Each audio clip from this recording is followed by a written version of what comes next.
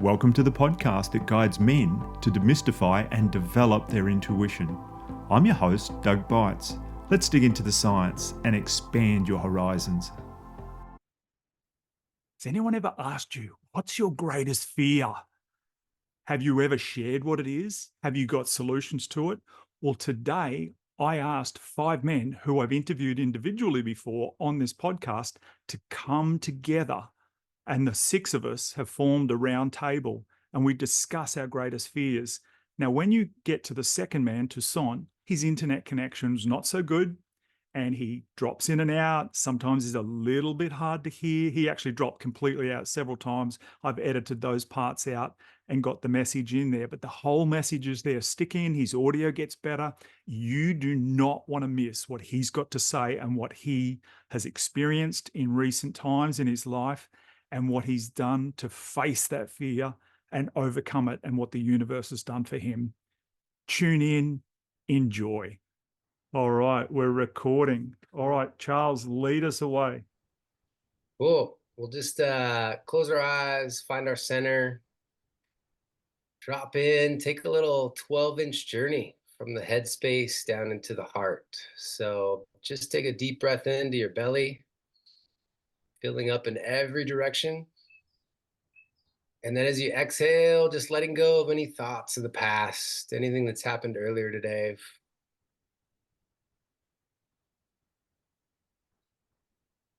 Another big inhale into your belly, into your heart, filling up.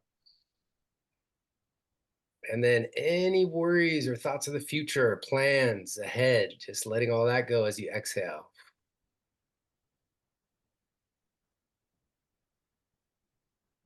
And one more, biggest one yet. Big breath in to your belly, filling up your heart space.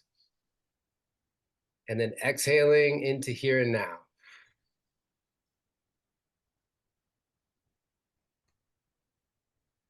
And just allowing for an intention to come to heart. What it is you want to feel, create, or experience. And anytime we catch ourselves in the mind, seeking problems or threats, there's always the ability to imagine an elevator. Just imagine the most inviting elevator in your mind's eye, doors open, you step into this space. There's one button pointing down. Press the button, it lights up, the doors close, and you just watch as your awareness drops from the headspace 12 inches down through your throat, past your shoulders, right into the center of our heart. And here the doors open into this space of pure, unconditional love. This is a space where it's safe to feel, to heal, to receive answers and insights, wisdom. This is a space where you can connect with everyone and everything. And this is a space where you can even experience your heart's greatest desires already fulfilled in real time. Just a little imagination. So imagine your highest vision, your full purpose, why you came here as a soul, actualized on that path, feeling the deep level of fulfillment that comes in being of service, in aligning your energy with your intention, the highest path forward. For this call, I'm just inviting in the intention of full presence so that we can record these conversations and this experience in full, vivid HD memories. And so it is. When you're ready, you can open your eyes coming into this space. It's great to see everybody here. Thank you, Charles. And Toussaint, your first time. Thank you. And it says Kelly on there, but it's Kevin. You tricked me there for a sec, Kevin. And it's your first time too, because you weren't well last time. Yeah. All right. Welcome, everyone. Welcome, everyone. and Andrew and Paul have been on before, but I think Charles was on the first one. So yeah, so you may not all know each other, but we've been talking about men's intuition the last couple, and I put the message out this time. We might talk about what's our greatest fear and what we do to overcome it. And it's Charles's fourth wedding anniversary today. And so he's going to get an early mark. He's going to tag out after 30 minutes. So did you want to share, Charles? Sure. Yeah, Yeah, I'm no happy pressure, to. but yeah. Yeah, I appreciate that. And Doug, I just want to commend you on bringing all these incredible men together and sharing your gifts through your podcast. It's been a joy just getting to know you and all the amazing people that you attract. So appreciate you. Thank you. And I'll tell you what, man, I did a pre-podcast interview with someone yesterday, and I was like, oh, how did I get to talk to this person? And so I'm going to be interviewing them in a week or two. And so I'm like, wow. Yeah. Beautiful. So cool, cool, cool. So Well, where you go? I love the prompt because I'm sure a lot of you can relate. My life has been very intimate with fear, and I I used to be something I avoided, and it was actually anxiety that helped me have a deeper understanding of fear. And I see it as it's like our ego isn't such a bad thing. It's like a tour guide, trying to keep us in survival, make sure we're staying safe, and that ego can only see so far. And so there's our higher selves that is available at all times that we can access. It's here for much more than just survival. It's here for thriving. It's here for sharing some God-given gifts and some important messages on our hearts. So when I really sat with anxiety many years ago, um, I had this experience where I realized it was something I had avoided. And there was an incongruence between how I was feeling inside and how I was expressing myself. I would try to hide this element of, nervousness or kind of tension or constriction as issues in my tissues, we might say. And so instead of avoiding it, I actually sat with it and got very intimate with the uncomfortable feelings of anxiety and discovered some gold in the depths of that. As I sat with it, my mind just went crazy, going, just get away from this, go to the fridge, stuff it, go on Netflix, find something to escape. And instead, I just sat in the uncomfortableness of it and recognized that, anxiety is energy and energy is information. So my body had some important information to share with me. And by letting that in, it was like answering the door to an old friend that had been knocking for a long time and trying to share an important message with me. And instead of, avoiding or, getting away from it, I actually invited it in for anxiety, you might say. and, uh, and in doing that, I recognized that it helped show me like my biggest fear, like right smack in the face. And uh, it was this fear that superseded all the smaller fears of like rejection or looking stupid or being exiled, and it was actually a much greater fear of knowing that this physical form is all temporary and it's always changing. And so, took a look at very closely with my death someday, and knowing that someday my time will be up in this sensory suit that I enjoy so much. And I did a lot of interviews with people that had had near death experiences, and one thing they had in common was that you get like a review, you get like a whole kind of movie that unfolds of your whole experience of this life. And I remember thinking, man, when I get to the end of my life, my biggest fear is having deathbed regrets, like just sitting with, man, my time's up and I didn't get to create this thing or share this message on my heart, or, these important aspects that I came here as a soul to share.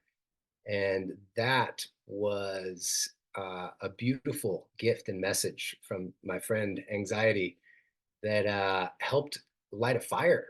It was like actually discovering a healthy fear of, it of actually getting to work on some of these things that I wanted to create and share with the world. And that actually inspired my, one of my first evergreen programs, the laser focus method, which, helps people step into creator consciousness over consuming. And that was right about the beginning of the pandemic. And so it was perfect timing. And I had some incredible souls I got to work with to help them make sure that we're recognizing our most important asset, our attention. Where our attention goes, our energy flows, right? So this gave me the option, the choice to put my energy into, what I wanted to create, and help me let go of a lot of addictions, vices, and some of the issues that were in my tissues that felt incongruent. And in sitting with that uncomfortableness, it was like striking gold and a deeper understanding of myself, and inspired me to take a lot of action into serving others. So I really appreciate fear in a new light, and anxiety as well. After that, I never had the same experience with anxiety. I felt like it's a little knock at the door reminding me, hey, you're consuming a little more than you're creating right now. You might want to shift that, And so it's been this an important indicator for me, and in that, it's allowed me to really step into that path of purpose for long-term fulfillment. And so, very grateful for that, and for fear in general, and finding ways to dance through it. This day and age, I'll be honest, my some of my fears are around protecting my family. If anything were to go wrong with my girls, that can be pretty scary. And so, having the ability to recognize that fear and take a look at it from a bigger perspective, in that, okay, that's one drip of possibilities in the ocean of possibilities, and I can make some preparations and do the best I can in my control to make sure that my family's safe, and take the best care of them that I can. And so that's been my relationship with fear in a nutshell. And I'm very grateful for that, as well as our tour guide, my ego through this journey. And I try to make sure that he's not driving the ship most of the time. Yeah, very cool. One thing that I've heard you say it before, but you talked about now when anxiety comes and knocks at the door, it's telling you what was that phrase you used? You're um, you're using up more energy than you're putting in, or what was that? Yeah, like creating or consuming more than we're creating. Yes, Yeah, yeah. So that's a does big that one. mean that we should be, it's a little sign that we need to meditate more, we need to do something else, we need a little bit more gas in the tank. Is that what you're inferring? Right.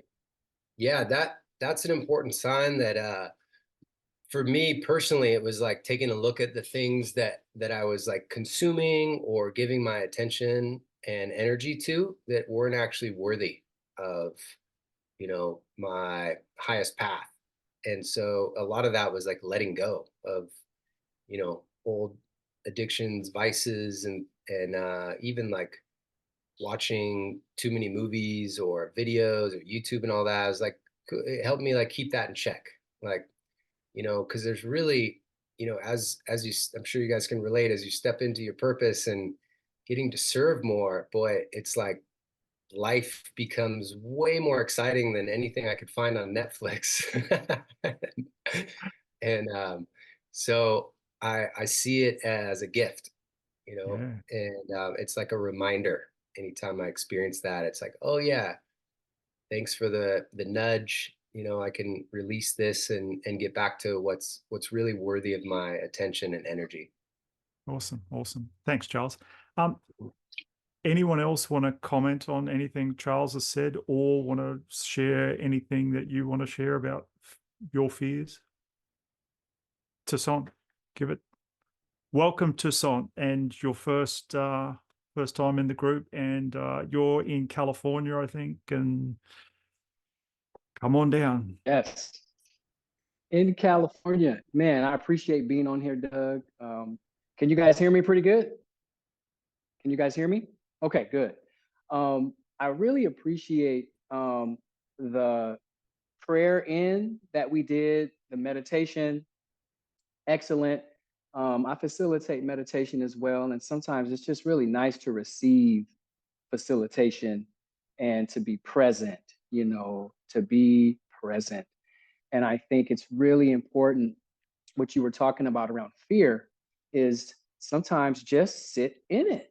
Just sit in it and allow the fear to be recognized for what it is, right? A lot of times people think fear is false evidence appearing real, right?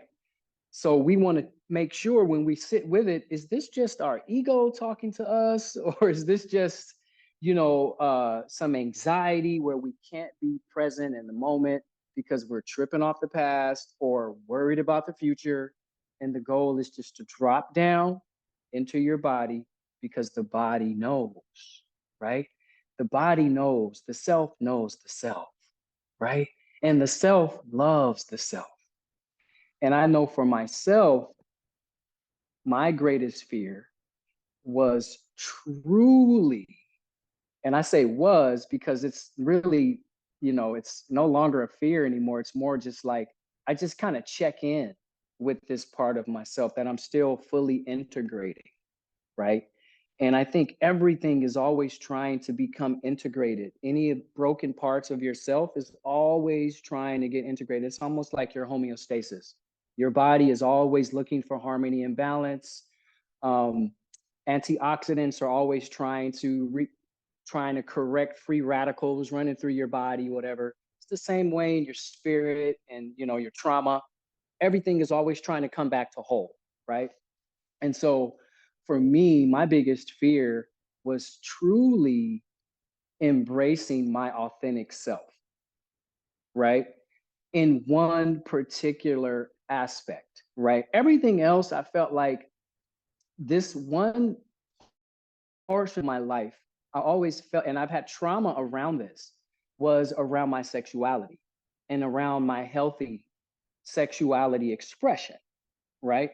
And so for me, I realized that if, over time, it's like, if I don't take care of this, it's just going to continue or address this in a real way. It's going to continue to affect every aspect. And, your sexuality is like your nature. It's like a huge part of you. It affects everything. And so for me, over the years, I've had like these Saturn return experiences where I started having memories of old trauma, of one of the biggest. I'll just cut right to the chase. So my biggest fear was embracing my authentic sexual expression. So for me, I'm married. I got 2 kids. I've been married for about 6 years, and I'm into holistic health and wellness. Right? I have a business where I'm teaching people to come back to whole. But lo and behold, I became one of my first customers because so ultimately, I came to terms with being bisexual. And I came to terms with it in a sense of like, I had a dark night of the soul. Once I began to unrepress all of this stuff and I began to come out to my wife and I was like, babe, I have these issues with being attracted to the same sex. And I felt like that was something wrong. And I'm like, I'm sitting up here married and these issues just kept recurring. And she said, honey, I want you to be the most authentic version of yourself in this marriage. When she told me that, everything changed.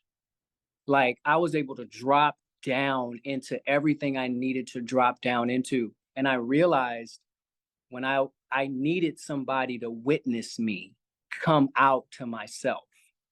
And my wife was able to witness me come out to myself. And then I was also able to get a therapist to come out to him, right? I was able to, and then I was just able to be witnessed. I talked to my brothers. So I got all of this community. So I was able to heal in community my worst fear of embracing my authentic self, because it all really comes back to the self. Being your authentic self in a world that teaches you that being your authentic self is not really what you want to do. You just want to follow the path of everybody else, or be the man, be the man's man, you know, whatever that means, right? And so for me, you know, that worst fear really turned out to be freedom on the other side of it. And so now I embrace this part of myself.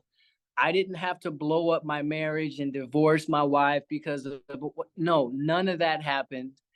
I acknowledge my same-sex attractions, and I realize that this is a natural part of who I am.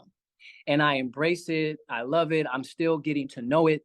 While I'm still in a loyal, beautiful, powerful marriage, it's gotten even deeper and more expansive. I've never been in this amazing relationship that I'm in right now. We got 2 beautiful children. I'm much more grounded, much more present.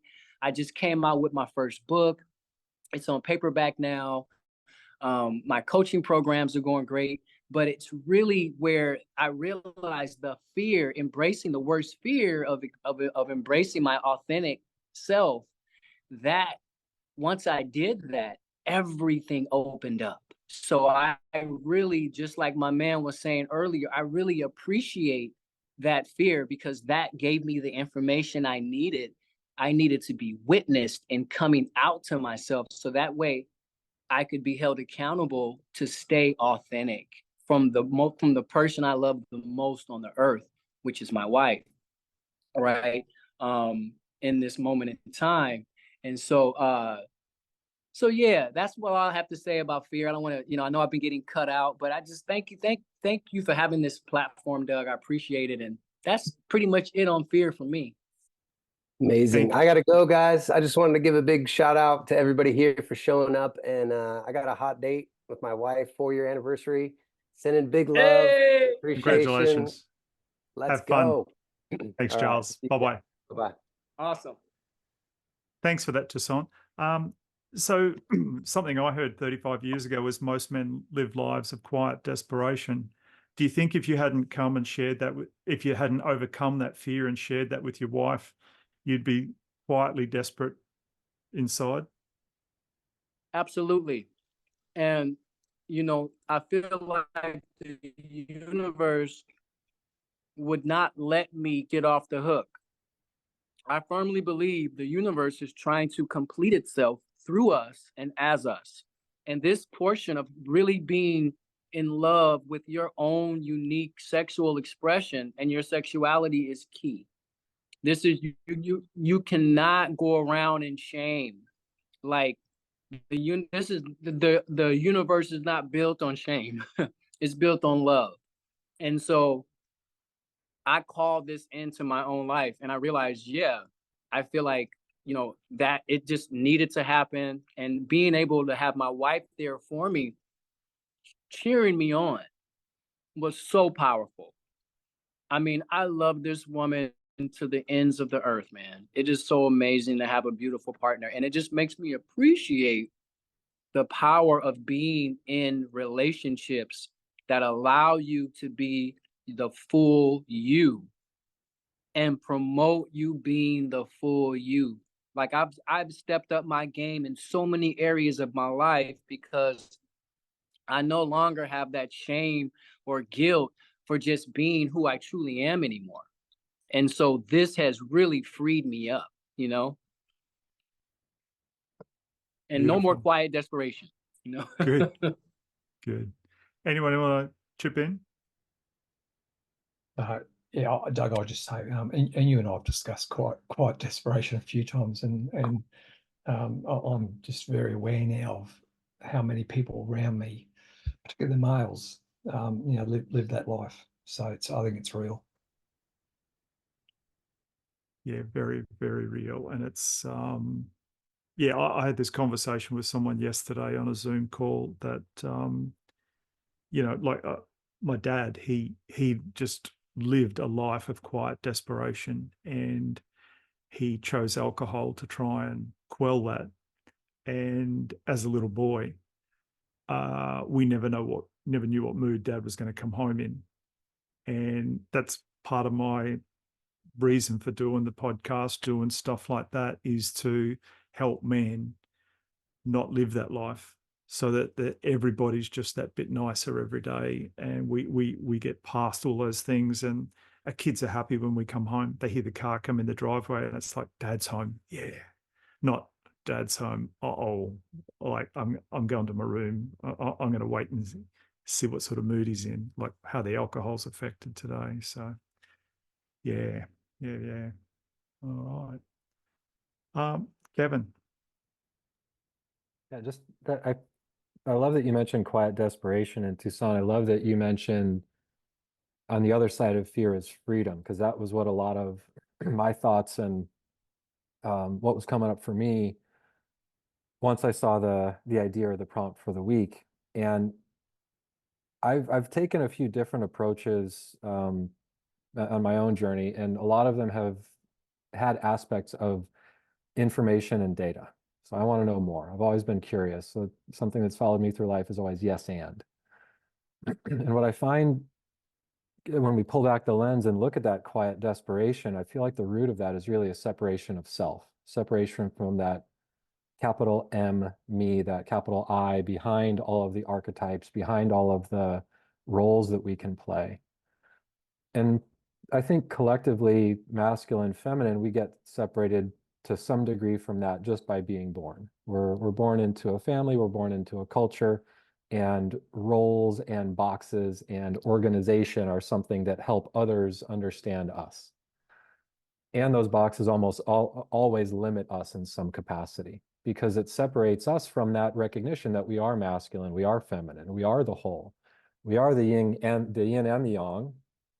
And it's not that we need to find one or the other to fulfill us. It's finding our wholeness, which can then encourage and enable others to find theirs. And then when we have two people that are finding their wholeness coming together, that can be a beautiful, expansive expression.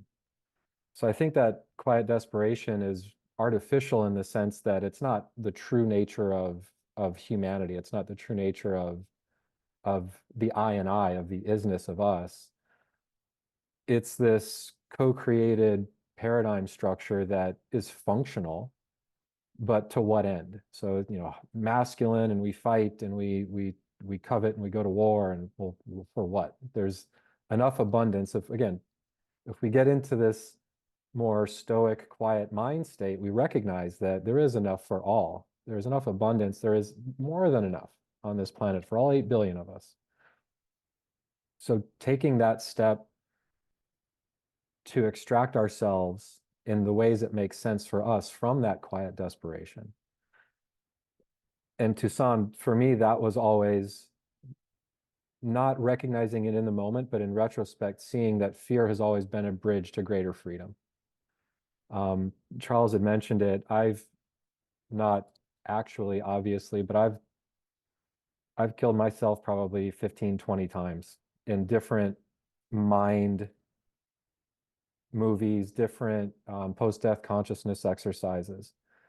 And each time I did, the first time it was scary as hell, and I was 18. And I had this thought: what if you just weren't here anymore? What if you just, I call it self-transitioning. And it scared the hell out of me. And it really put me into a very small, tight, like fearful, terrified space. But then there was just something in that exchange. And I think it helped that I was in talk therapy at a very early age, around 10 or 11, for a lot of family stuff going on. And I feel like that really opened the door to my self-awareness. So come to 18 and I have this experience of this thought, and I really held myself up against it. And in my mind, I was like, all right, MFer, you had the thought, tough guy, do it. Not, I mean, I had no means to do it, but this was very much just in my own head, and it was scary enough in that space. And so that was my first experience with post-death consciousness work, and moving through those fears of the what ifs, of the can I's, of the should I's, of the who am I's. And on the other side of that experience was such more expansive space internally, where it felt very, very tight and contained. And then on the other side of this gnarly experience, it was almost like there was this echo. I was like, wow, this is new space. This is entirely new experience. And it was a 5 or 8 minute transition. And that's something that I carried with me as far as challenging myself when something came up that I was experiencing as a roadblock, experiencing as a fear, experiencing as anxiety, as Charles shared. And all the way up to starting doing new things is always, I find, a good way to push out the boundaries of our fears. So I always encourage people, find something to suck at. What are you interested in doing? What do you want to try? Surfing, skydiving, skating, pottery, blowing glass, whatever it is, do the thing. Sucking is the best thing we can ever do because it's a starting point. And it's really challenging to get more comfortable or better with things if we don't start out sucking at something. So getting out of that ego, getting out of that protection space, and just kind of going into it, even if every cell, to Charles's point, the issues in the tissues, every cell in our body is screaming for us to don't do that thing, even though you've been really wanting to do it for a while and it feels really good in a small part, but the bigger part's like, no.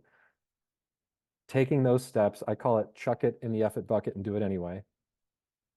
Jump and build the wings on the way down, which I think, Toussaint, you had a beautiful expression of, because you took this leap of faith where you said, hey, it was just this time in this place and it's happening.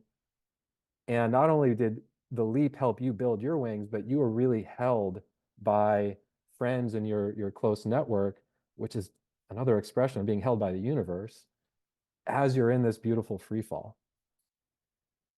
More recent example for me was when I started boxing training. And I'd taken some group classes and I was really interested in it because of I thought I was in shape from surfing, and then I recognized boxing shape as a whole different level of conditioning. First session with a one-on-one trainer, and I find myself getting really frustrated and angry with myself, find myself swearing, and find myself apologizing to this trainer. And to his credit, he's as brilliant of a boxing coach as he is a mentor and a life coach. And in this 90-minute session, I went through evolution after evolution of shedding a lot of these, we could call them fears, limitations, limiting beliefs, whatever it is.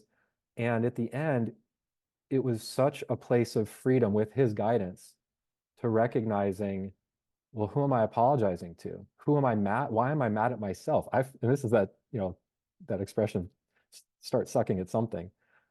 I wasn't sequencing it just right. And these little minutia things that really don't matter at all.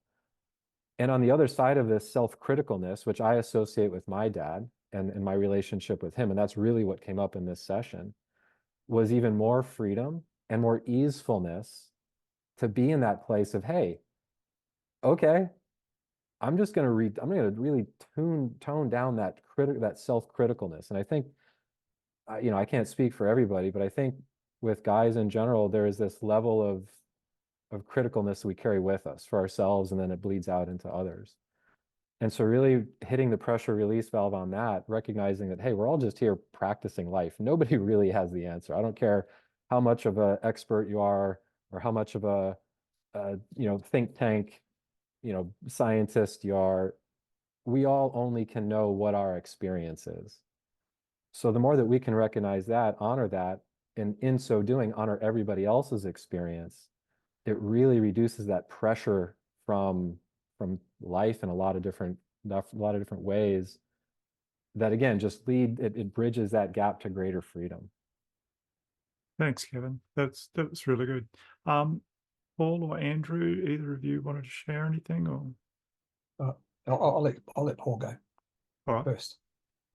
I think, well, just before I do, Doug, I mean, what do you want to do time-wise? I mean, we would sort of plan this for 30 minutes. Mate, I'm really, the last two have been an hour just by coincidence. I'm personally very flexible on time.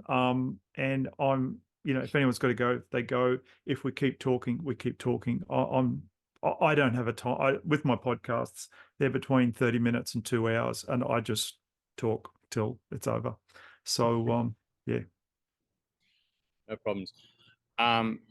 Again, I really appreciate you, Toussaint, Kevin, and Sean when he was with us. Sorry, Chris. So, again, I think as all men, we go through our various fears that we have. Fear of, for myself, fear of not being good enough, fear of failure, fear of being rejected, and I think for most of us, having some level of awareness is most of the way there to be able to be healed in where we're going. When we don't have that awareness, it kind of controls us at a subconscious level. And when we open up to that awareness, it allows us to now get more information where we can choose to make a different decision. So the awareness is a really important piece. And I love what, the gentlemen have been saying, with being able to just sit in that awareness, that anxiety, that fear, whatever it may be. And, it was great hearing what Charles had to say earlier on as well, and yourself, Kevin, and Toussaint. So it's that sitting with it allows that greater aspect of ourselves, so that the intensity, the density of our physical world, the emotions are great to give us feedback, but, to be in the mind and the ego is a very important aspect of ourselves. But that beingness, to just be and allow that the soul aspect, the higher consciousness piece of ourselves to come through, that is ever present, but it tends to be in the background, to add its piece of wisdom. And so that way we can literally transmute that energy of fear to something that's positive, something that can be a direction that we can move in. It's so beautiful if we have the support around us, our wives, our family, whoever it may be, friends, to be able to help us sit in that pain and know that we're loved, so that it's okay to sit in that pain.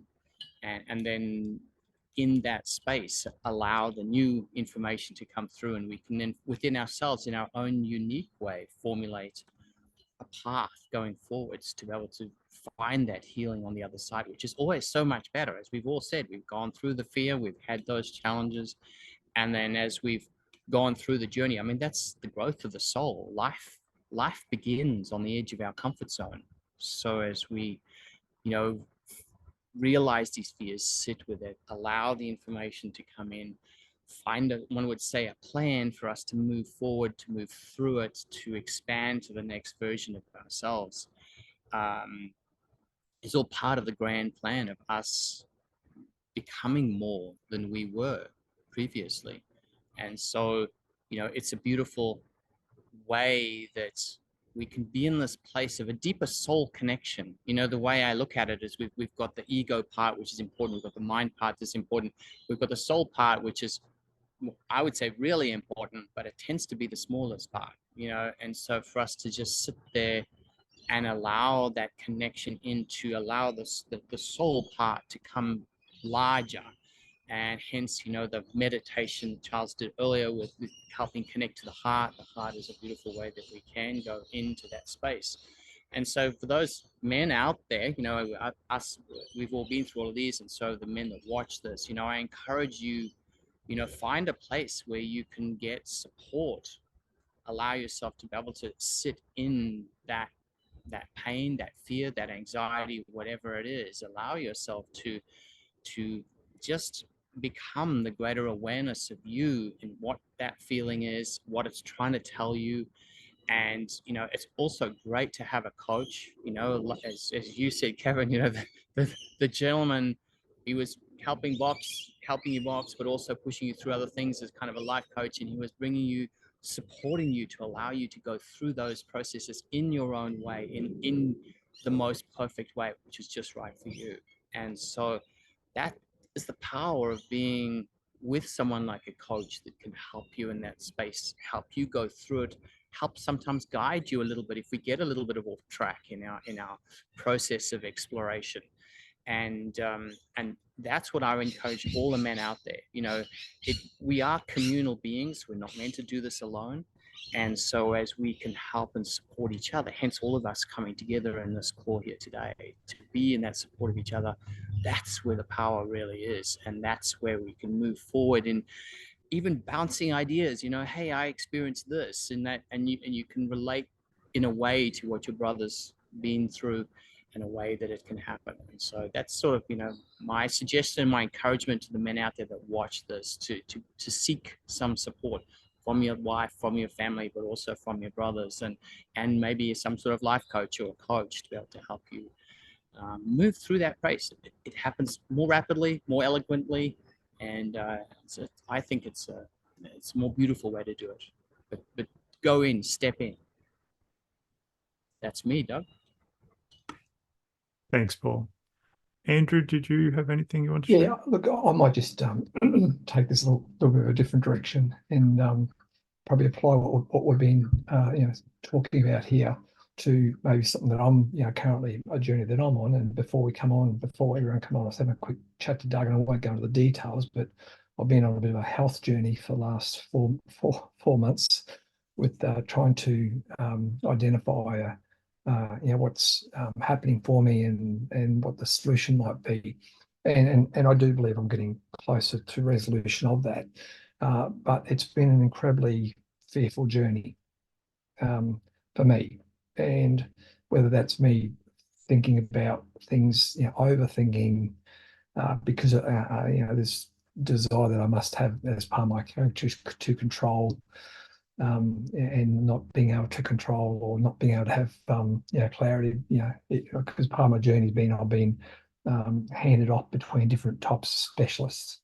When you don't kind of fit their shape or box, they move you off to to someone else. So I'm about to go see my third specialist on Wednesday, and I think given what's come together, I think that I'm going to have a pathway from them. But for me, it's been an incredibly fearful journey. And that last point that Paul made about or it might have been Kevin, I apologise, but there's part of our instinct as males to not rely on anyone else. I think it's been part of my journey, and part of the reason why the journey's probably been harder than it needed to be. So I might leave it there, Doug. Thanks, and thanks for everyone's contribution today. I've taken a few notes actually. Yeah. Thanks, Andrew. For those of you who aren't aware, Andrew and I were in emergency services together. I left there 20 years ago. Andrew's risen to the very senior executive ranks of emergency services. And just after I left, they started getting their first female firefighters in. While I was there, it was always a boys' club, and we always toughed it out. There was just what we did. And they did put it, we did have access to psychologists and all that sort of stuff that the fire service would pay for. But, like I was the workplace health and safety officer for a year. And so I had direct contact with these psychologists that, and I was out trying to market it to the staff, the rank and file, but they're like, yeah, sure. Thanks. Yeah, no worries. Thanks, Doug. See ya. Yeah, beauty. Just tough it out. And that's, yeah, I mean, for men out there listening, everything that all of you have said is awesome to hear, because there's a support system.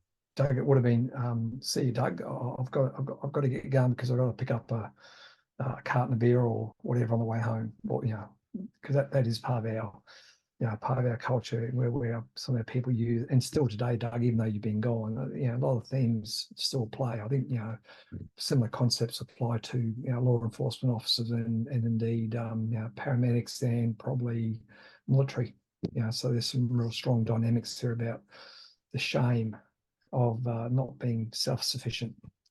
Yeah. Well, as you said, Andrew, they had to pick up their support system on the way home, which was carton of beer. in my dad's case, it was a bottle of rum. And, you know, for the last 20 years, he was retired, he was drinking 3 bottles of rum a week to dull the pain, that just inner turmoil, that inner desperation. And and as the other guys were talking about, you know, when we can share with others, Toussaint, I want to come back to you. I want to know how it felt when you finally got the guts to share with your wife. How did it feel just before you did it and just after you did it? All right. Man, this is a really good question. Can you guys hear me okay out there? Yep. Well, you know, I felt like it was like this really loud drum right before I told my wife what was going on with me. And the only way that I was going to stop that pounding in my head was to open my mouth and talk. And to be honest, there's a term that says the truth will set you free. And I said, I have got to be honest with what's going on inside of myself, because I know where these issues are coming from, this anxiety, this feeling of panic, and this feeling of shame and guilt and all this stuff. And I have to talk to my wife about this. And so once I opened my mouth up and started talking, that's when I realized that I'm not doing this alone. It's like we're doing this together. And then I realized that, wow, you know, it was almost like relief to know that I could actually seek help and refuge, not necessarily refuge, but just help through my partner. But man, it felt so much relief. But man, I was so anxious because, you know, when you open up your shadow side, you know, when you open up to parts that you don't want anybody to know about and all this kind of stuff, when that shadow opens up and it's been suppressed for so long, it wants to tear everything down, right? And so I was thinking about getting a divorce. I wanted to sell the house. And she was like, no, wait. What's going on? And so, you know, we were in couples counseling and all of that. But, you know, being able to talk about everything, being able to get grounded in the truth of everything, it was like, wow, I am such a different, you know, the truth just set me free. It set me free in so many different ways.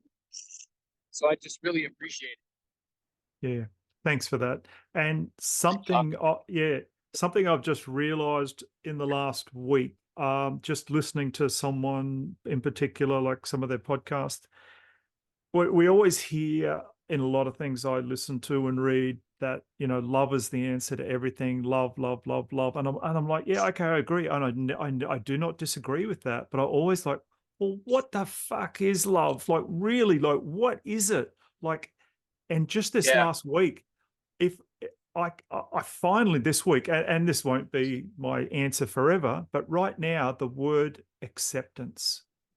Your wife loved you so much.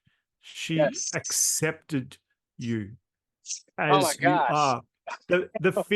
It probably didn't make her feel ecstatic with what you told her, but she loves you because she accepted you. And it's just like, you know, man, it was so amazing, man. I was so shocked because she, you know, it actually made her feel ecstatic today because she is somebody who's different in that she loves to be around authentic people. People who are completely themselves. And let me tell you, my wife is completely herself. And so I obviously attracted her in my life.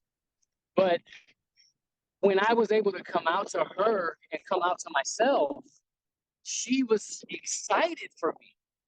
And she was also excited for us as a couple. because she saw what this was going to do for us. And I was just like, man, you are amazing, you know. But it's deepened our relationship. It's deepened everything because I had the courage. I was going to talk about love is also courage. If you have the courage to tell your truth, I think that's love.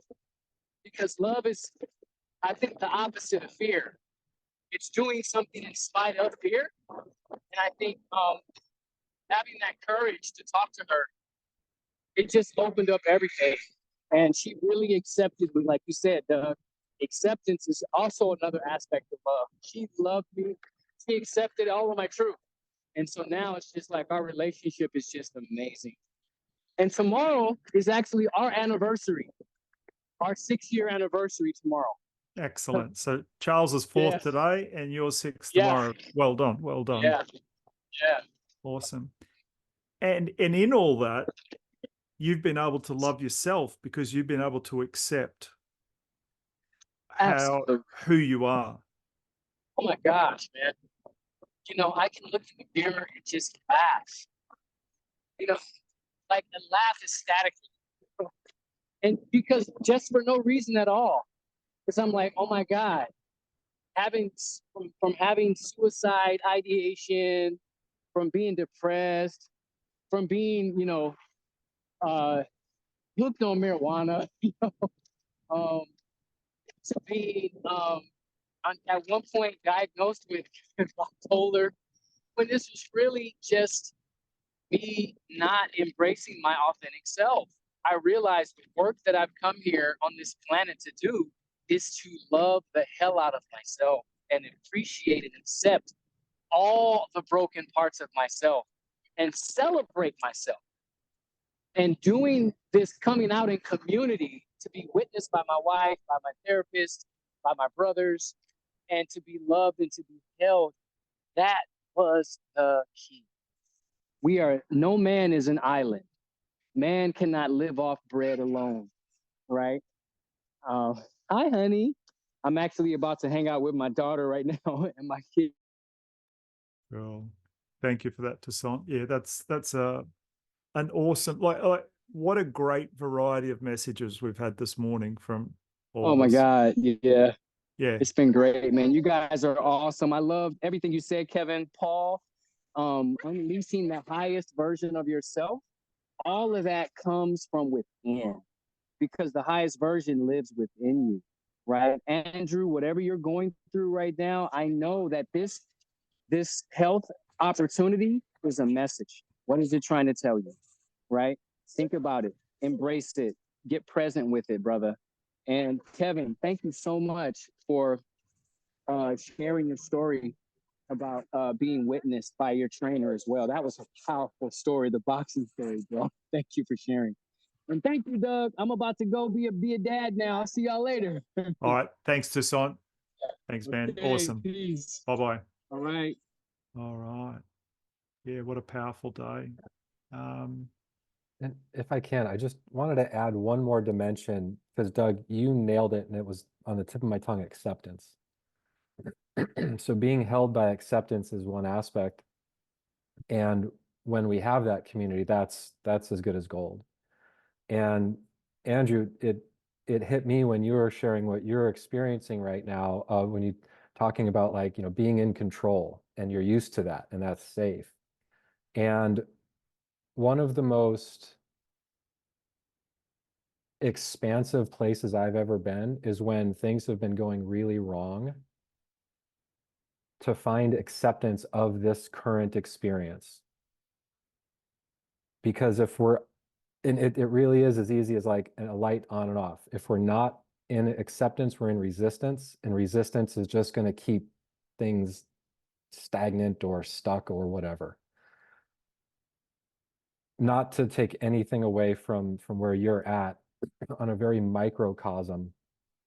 Awful cold. That's why I wasn't on the last month's call. Didn't sleep for a week straight because I was coughing from 6 at night to 7 in the morning, no relief. And the first 2 or 3 days, I was mad I was sick. I was like, okay, it was that guy who sneezed in his hand and put his hand back on the bar of the trolley at the grocery store. I was just and then I just had this shift, and I shifted to accepting everything I was feeling internally, everything that was going on around me. And there was no like immediate recovery. But what I found was by getting to that place of acceptance for everything is as it is, that was really something that helped me weather the storm of where I was, and also take actionable, right aligned steps in the directions that I felt would benefit me most. Because when we're in fear, we might not be making the most balanced decision, the most balanced choice, because we're in more of a reaction. So I just wanted to really highlight that the power of acceptance in receiving it from others, but also accepting that, hey, I'm in a tough situation. And for all the guys out there, whether it's financially, whether it's in a relationship, whether it's our health, whether it's the state of the world, if we are in resistance, it's going to be more challenging to find that flow state that's hyper personal for us, where we can move a little bit more, I won't say effortlessly, but without as much paddling and exhaustion. And that, yeah, so that it's just the power of acceptance is multifaceted. I think to add to what you just said, Kevin, the thing that I love about that is when we are, whatever we resist persists, saying those sayings, but the more important piece is that when we are in that acceptance, we then suddenly open up to new information. And it's that opening up that a new way, a new solution, a new possibility can come forward, and more often than not, and in my experience, we're trying to bring that in from our soul, our higher aspect, to be able to find that solution for ourselves, to more gracefully and divinely move to that next level of who we are. Because the challenges are where we grow. Life begins on the edge of our comfort zone. So the challenges are beautiful things, actually, because they help us grow. So same with Andrew, I hope that you have the opportunity to be able to just check in with, all that we've been said today, and within yourself, most importantly, and allow what needs to come forward and be in that space. Let that higher aspect of you, that divine aspect of you, come into what can I learn from this challenge? What can help me be the better man today than I was yesterday? Be open to that new, beautiful information that can be there for you, because it's always coming into you, and then you will help the next person. That's the beauty about this whole thing. It really is just a flow. It's like a waterfall at an angle, because this person experiences it, and then he learns, and then he teaches the next person, and then they learn, and then they teach the next person, and it flows down this beautiful waterfall of consciousness, one might say. So and you've got men and women that will need your help from what you're going through in the future. Thanks for that, Paul. Yeah, just one thing you were talking about, like Kevin, you were talking about resistance, and then something that Paul just said just reminded me of the example I haven't heard of for probably 30 years, how pearls are formed. Like artificially, they take a bit of sand and they put it inside the oyster. And so it's that bit of sand then agitates the flesh inside the oyster, and that agitation over 5, 10, 30, 50 years, however long it is, eventually grows that beautiful pearl. So that resistance in there, and I guess it's what we resist persists. So that grain of sand's constantly resisting in there, and it's persisting, and eventually it grows into that beautiful pearl. But then eventually we have to let it happen, let it flow, and it's not, this is happening to me, happening for me, through me, by me. Yeah, it's I think, Andrew, you even said before, I think I heard you say, this is happening for me, not to me, and that's a huge mind shift, like massive acceptance that it's not that we love these things that happen to us, but we just accept like it's happening. It's well, there's something yesterday. Yeah, I had an event happen at the house yesterday, and I'm like, found myself out in the yard. We had probably nearly 20 cows suddenly come running from the neighbour's yard, escaped and come running through the yard while I'm on the rider mower, and they're running at me. And it's not such a big deal, except we've had a heck of a lot of rain lately, like mega rain.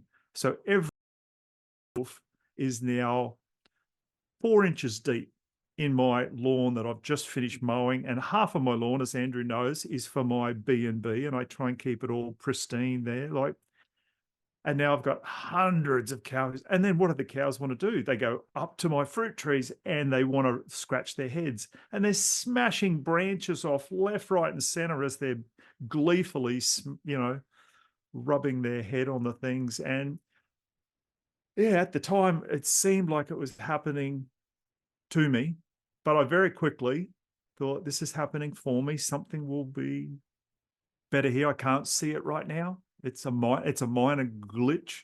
It's just a blip. And it's, the sun's come out this morning, the ground's drying up. I'll mow over it again, and some of these divots through the months will fill in. But anyway, it's, anyway. Your pearl example reminded me of, I think I heard it first from Ram Dass, grist for the mill. It's just grist for the mill. It's what we do. It's not what the thing is, it's what we do with it that really kind of dictates our experience with it and then the outcome.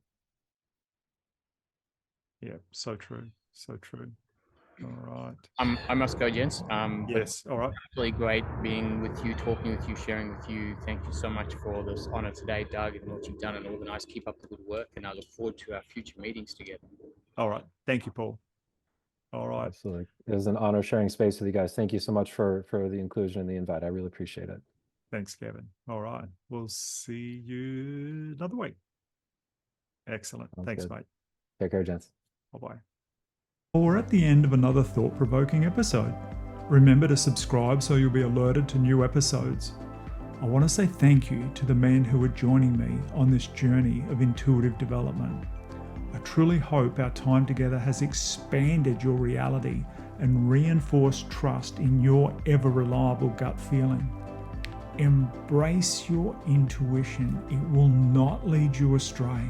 Until next time, stay tuned, stay curious, and trust your gut.